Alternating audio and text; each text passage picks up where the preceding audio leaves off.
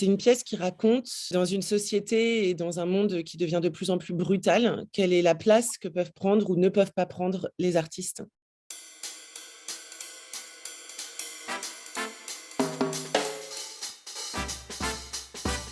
Quand ils arrivent sur cette île pour venir la jouer, on comprend qu'ils n'ont pas dormi depuis plusieurs jours, pas mangé, et que tous les théâtres refusent cette pièce, en fait, qu'elle n'a absolument pas reçu l'accueil qu'ils imaginaient, et qu'en fait, ils n'ont plus nulle part où la jouer. Et donc, ils cherchent un théâtre et du public.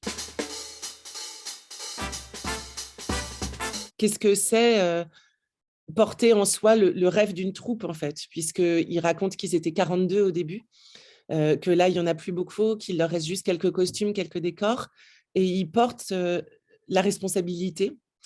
portée effectivement par la comtesse, de continuer à faire entendre cette œuvre, la fable de l'enfant échangé. Une des premières phrases de la pièce, c'est qu'on leur dit que le théâtre a fermé et que même s'il était ouvert, il n'y aurait plus personne qui irait, qu'il n'y a plus des rats dedans et qu'ils envisagent de le démolir pour en faire un stade. Et je trouvais que enfin, voilà, c'était extrêmement fort en fait, de faire une pièce qui commence sur la fermeture d'un théâtre.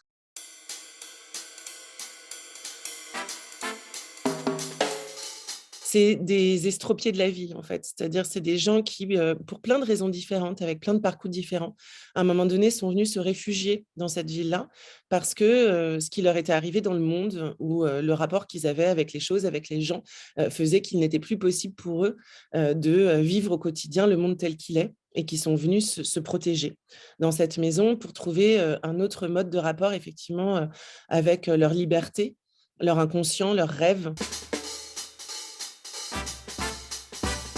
Là-dessus arrive effectivement le troisième groupe qui est les géants qu'on ne voit jamais, puisque finalement quand Cotron raconte ce que sont les géants, il dit en fait c'est pas vraiment des géants, c'est juste des gens de grande taille, c'est juste des gens qui se sont mis à profiter de tout ce que pouvaient offrir les montagnes,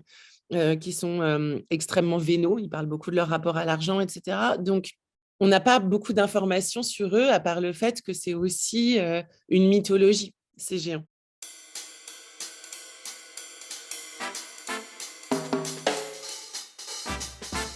Il y a une grande particularité, dans la création de cette pièce, c'est que, je le crée avec des artistes ukrainiens, qui sont donc les Dark On a eu cette envie de cette pièce, avant le début de l'invasion, de la Russie en Ukraine au mois de février dernier. Donc les habitantes de la villa sont jouées par les Dark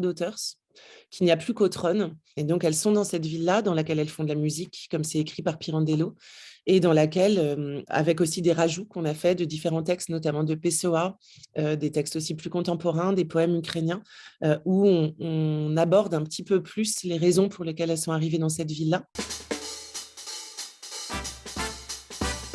Alors, c'est la dernière pièce de Pirandello. Il l'a écrit au moment de la montée du fascisme. Pirandello a eu un rapport assez complexe lui-même avec le fascisme, c'est-à-dire qu'il y a plutôt cru au début, avant de s'en détacher au fur et à mesure. Et il y a une chose que je trouve assez belle de mettre en parallèle, puisqu'on sait que Pirandello travaillait aussi beaucoup par rapport à son histoire personnelle et la Sicile, etc. C'est que la Sicile s'est construite sur l'histoire, sur une mythologie et notamment sur l'histoire d'un titan, donc sur l'histoire d'un géant.